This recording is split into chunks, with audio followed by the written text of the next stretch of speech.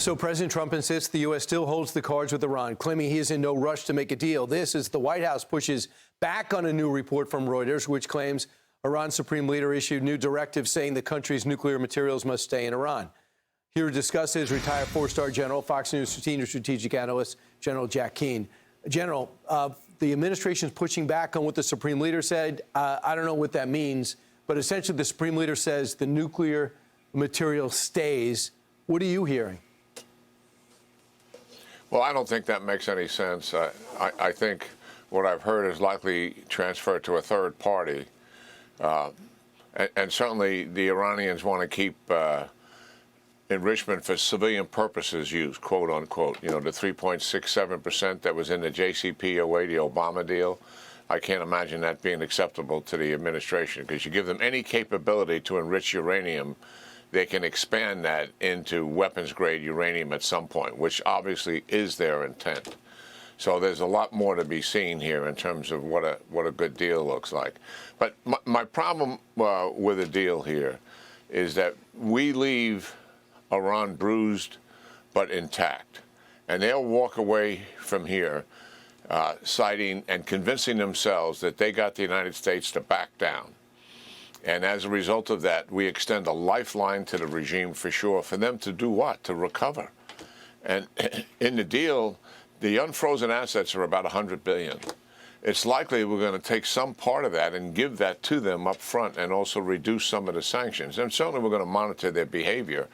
But nonetheless, it is a lifeline to the regime that extends them for years to come. The next administration is going to wind up having to deal with them. That's not where we started. Remember, we started to weaken this regime, to devastate and take away their capabilities to be a predator in the region, support the proxies for sure, and obviously not have any nuclear capability whatsoever, and reduce this ballistic missile program quite substantially. And the idea was to weaken the regime, and militarily and also economically, that at some point it's on a pathway to collapse. And we're going to leave that up to the Iranian people to assist them in doing just that. But if we cut a deal here, we're giving them unfrozen assets, billions and billions of dollars. That enables them to recover, and it extends their lifeline. That's not where I think where we started on this thing. It seems to me that we've been trying to get a deal for 6 weeks now. The military operation would largely have been over by now. And certainly some of the pressure that the administration feels would have been quite removed by that point, in my judgment. So, and where we are now is we can't seem to get a deal.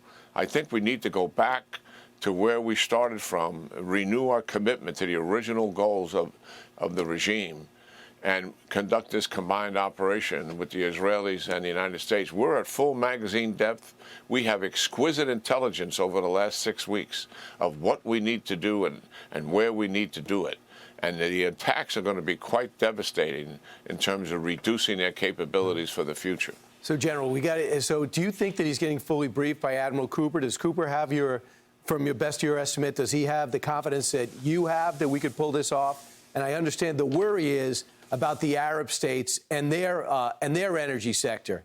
But we've had time to bulk it up, and the upside seems much more important than the risk on the downside. Do you think the president has changed his mind, or there are people around him telling him that this deal is good enough? Because it sounds worse than the JCPOA.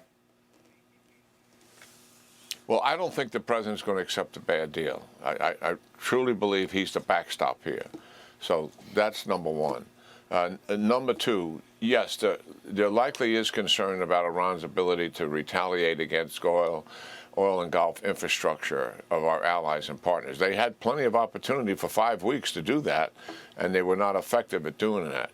If we need to bulk up their defenses, certainly we have the capability to do that. We've done that for Israel. Israel asked us to assist with their defense. And we have done that, and done that quite effectively. And I'm confident if that's needed here to assist our allies and partners to protect their oil and gas infrastructure, we can do it. The other thing is, let's give some credit to what the military operation will do in reducing their ability to retaliate. We're almost looking at this thing as if we don't lay a glove on them. and they're going to be able to fire missiles and drones at all of that capability and destroy it and hit desalination plants. Well, we're going to take a lot of that capability away from them rather quickly and reduce that effectiveness. And plus, they have defenses of their own. Give you an example. The UAE's got 19 Patriot batteries, 19, in addition to the Iron Dome capability that the Israelis gave them. I don't know exactly what the number is on the Saudis, but they have effective defenses. If they need more of it, I think we can help them do that. And the UAE is on board. Saudi Arabia might be pushing back a little bit, but they also don't want an emboldened Iran. And on the other side, Qatar seems to play both sides. And obviously, we know where Israel stands. So I just think to leave it now so close to finishing off one of this world's real cancers is really an opportunity that we might not get back. And I'd hate to see it for political reasons. So, General, I hope the president's talking to the right people. Thanks so much for joining us this morning. We'll see what develops because the Supreme Leader seems pretty dug in. He's not budging. So if that's the case, how could we possibly do a deal? Yeah. Well, we'll see what comes of this. One, the president's not going to do a bad deal, but I still think the preferred option after 6 weeks in dealing with these guys is let's get back to our original objectives, and it's all within our capability of achieving them in less than 2 weeks, open up the Straits of Hormuz, and that absolutely can be done. Keep the blockade in place, and I think we really bring these guys to their knees in terms of their capabilities and their economic viability. I agree. All of that is to the advantage of the Iranian people and to our goals and the goals of Israel as well. General Jack Keane, thanks so much. Appreciate it. We'll see what happens. Something's probably going to develop today. Be sure to like and subscribe for all the Fox News latest on YouTube and catch full shows streaming now on Fox One.